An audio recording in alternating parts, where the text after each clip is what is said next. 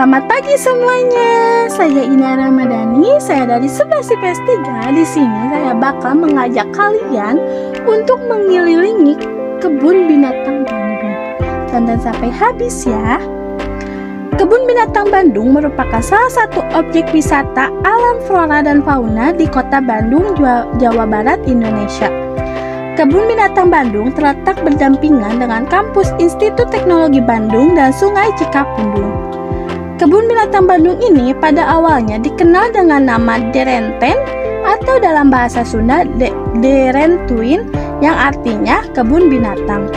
Kebun Binatang Bandung didirikan pada tahun 1930 oleh Bandung Zoological Park (BZ) atau BZP yang dipelopori oleh Direktur Bank Dennis Hogland. Pengesahan pendirian kebun binatang ini diwenangi oleh Gubernur Jenderal Hindia Belanda dan pengesahannya dituangkan pada keputusan 12 April 1933 No. 32. Pada saat Jepang menguasai daerah ini, tempat wisata ini kurang terkelola hingga pada tahun 1948 dilakukan rehabilitasi untuk mengembalikan fungsi tempat wisata ini. Pada tahun 1956, atas inisiatif dari Raden Ema Bratakusuma, Bandung Zoological Park dibubarkan dan berganti menjadi Yayasan Margasatwa Taman Sari pada tahun 1957. Kebun binatang ini menempati luas lahan 13,5 ha yang topografinya bergelombang dengan penggunaan 18,25% untuk area perkandangan, 55,20% untuk pertamanan dan lesehan, 40,7% untuk taman ria dan kolam perahu, dan 2,4% untuk pengolahan sampah. Sisanya digunakan untuk bangunan kantor, museum, akuarium, dan jalan. Koleksi satwa di Kebun Binatang Bandung mencapai sekitar 213 jenis, terdiri dari 79 jenis satwa yang dilindungi dan 134 jenis satwa yang tidak dilindungi yang berasal dari dalam maupun luar negeri. Penambahan koleksi satwa ini terus diupayakan baik yang memiliki nilai konservasi maupun nilai estetis yang menarik bagi pengunjung, khususnya yang berasal dari Indonesia.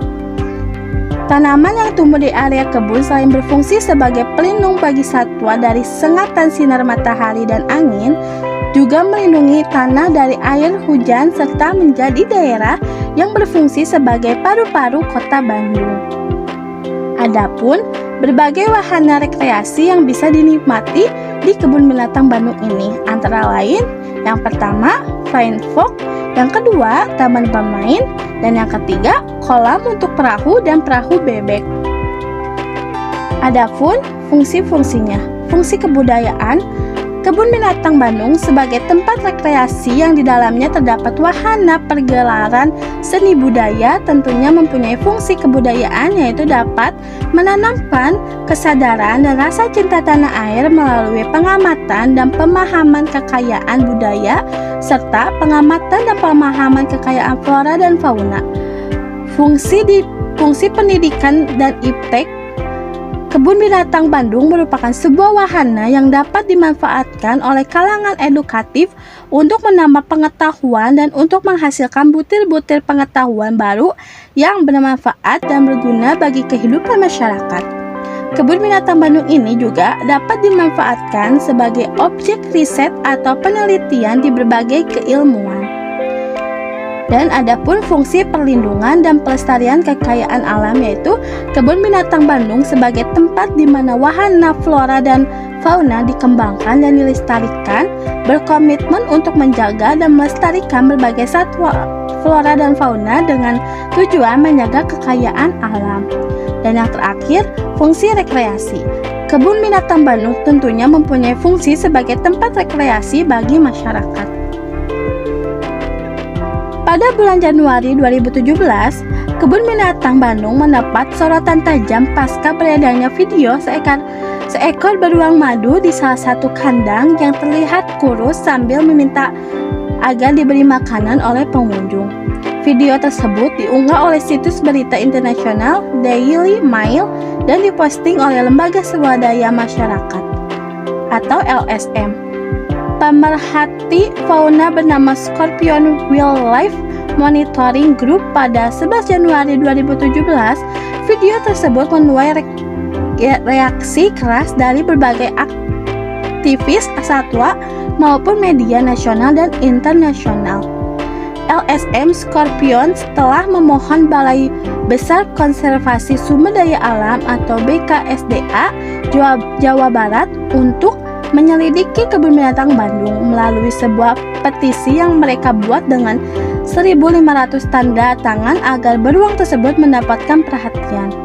Petisi yang mereka buat di situs Change.org tersebut ditunjukkan untuk Menteri Lingkungan Hidup dan Kehutanan Siti Nurbaya Bakar, Dirjen Konservasi Sumber Daya Alam dan Ekosistemnya, serta Direktur Konservasi dan Keanekaragaman Hayati. Namun, Humas Yayasan Marga Satwa Taman Sari, Sudaryo, seperti dikutip dari BBC, mengatakan tak ada masalah dengan beruang-beruang madu itu dan menegaskan bahwa seluruh satwa di kebun binatang mereka diperiksa kesehatannya oleh dokter hewan secara rutin.